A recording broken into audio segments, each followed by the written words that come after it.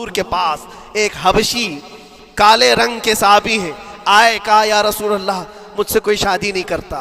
حضور نے فرمایا کہ جا میں تیری شادی کے لیے ایک جگہ پر پیغام بھیجتا ہوں، اور بھیجا اس لڑکی کے گھر۔ انصاری صحابی کی ایک لڑکی اتنی خوبصورت ہے مدینے میں، ان کے گھر بھیجا۔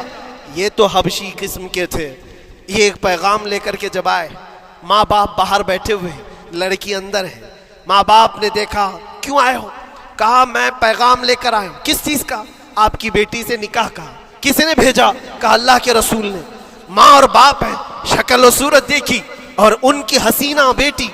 کہا ٹھیک ہے تم جاؤ واپس، ہم حضور سے بات کر لیں گے۔ اتنا ہی کہا، ٹال دیا ہوگا۔ وہ صحابی جو آئے تھے کالے رنگ کے، انہوں نے کہا یہ تو روز کی بات تھی، ہر جگہ ریجیکٹ ہوتا ہی تھا، میرے لیے تعجب کی بات نہیں تھی، میں تو واپس آیا حضور کے پاس۔ ہوا گھر میں کیا، اندر جوان لڑکی جو گھر میں موجود تھی بھر آئی۔ کہا ماں باپ سے پوچھتی ہے کہ اماں کون آیا تھا؟ کہا ایک نوجوان نکاح کا پیغام لے کر کے۔ اس خاتون نے کہا، لڑکی نے کہا آپ نے کیا کہا؟ کہا ہم بعد میں بات کر لیں گے۔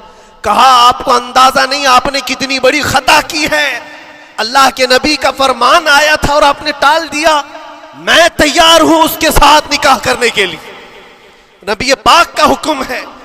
ماں باپ نے کہا بیٹا تو نے دیکھا ہے، بیٹا تو نے دیکھا جو پیغام لے کر کے آیا تھا وہ تیری میچنگ کا ہے یا نہیں؟ تو نے دیکھا؟ اس نوجوان نے کہا، اس لڑکی نے کہا میں نے پیغام لے کر آنے والے کو تو نہیں دیکھا، آمینہ کے لال کو تو دیکھا ہے، جس نے پیغام بھیجا ہے اس کو دیکھا ہے، اس کے حکم کے بعد پھر کسی کو دیکھنا بنتا ہی نہیں ہے۔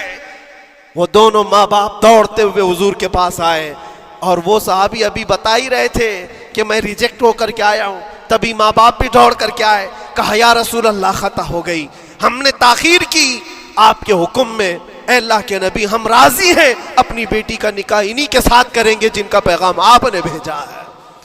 کیا اپنی خواہشات کو حضور کے قدموں میں لا کر قربان نہیں کیا؟ لیکن نکاح ہوا بھی۔ وہ نوجوان عبداللہ اسود نکاح کا ہے، حضور نے نکاح کروا دیا مسجد نبی، اور حضرت عثمان سے کہا کہ ان کو کچھ پیسہ دے دو، مال دے دو، شادی کا سامان تو خرید لے، جہیز لے لے، اپنا گھر سجا لے۔ ان کو صحابہ نے پیسے دیے، غریب تھے، میں بازار میں جا کر اپنی شادی کا سامان خرید رہے تھے، شام کے وقت اعلان ہو گیا مشرکین مکہ نے مدینے پر حملہ کیا ہے، اللہ کے نبی جہاد میں نکل رہے ہیں۔ یہ عبداللہ اسود جن کا نکاح مسجد میں ہوا اور رات کو سہاگ رات آج تھی، آج اپنے گھر دلہن لانے والے تھے، جو گھر سجانے کے لیے سامان خریدنا تھا جا کر کے گھوڑا خرید رہے، تلوار خرید رہے، اور اس کے بعد جنگ میں استعمال ہونے والا سامان خرید رہے ہیں۔ سب پیسے خرچہ کر دیے جنگ کے استعمال کے، زیرہ خرید لی، وہ ٹوپی خرید لی لوہے کی، سب خرید کر کے سیدھے میدان جنگ میں آ گئے۔ صحابہ بھی پہچان نہیں رہے تھے، صحابہ بھی نہیں پہچان رہے تھے، وہ غریب صحابی کبھی گھوڑے پر نہیں بیٹھے، لیکن شادی کا پورا پیسہ یہ جنگ کے سامان میں لگا دیا۔ اور جب جنگ شروع ہوئی احد کی، میدان جنگ میں جب صحابہ لڑ رہے تھے، حضور پاک پوچھتے ہیں اپنے صحابہ سے، یہ ایک جوان ہے جو پورا چہرہ ڈھکا ہوا ہے، گھوڑے پر بیٹھا ہے، جوان مردی کے ساتھ لڑ رہا ہے، اے میرے صحابہ جانتے ہو کون ہے یہ؟ صحابہ غور سے دیکھتے اور کہتے یا رسول اللہ یہ مدینے کا نہیں لگتا، ہمارے آپس کا نہیں ہے، کہیں باہر سے آیا ہے۔ حضور نے فرمایا جا کے غور سے دیکھو، اس کی کالی کالی کونیوں سے میں پہچان رہا ہوں، وہ میرا عبداللہ اسود ہے، آج میں نے اس کو شادی کے لیے پیسے دیے تھے، وہ سارے پیسوں سے یہ جنگ کا سامان خرید کر کے لایا ہے۔ شام ہونے سے پہلے خبر آئی عبداللہ اسود کو ظالموں نے شہید کر دیا تھا، قتل کر دیا تھا، اور وہ مٹی میں گرے ہوئے تھے۔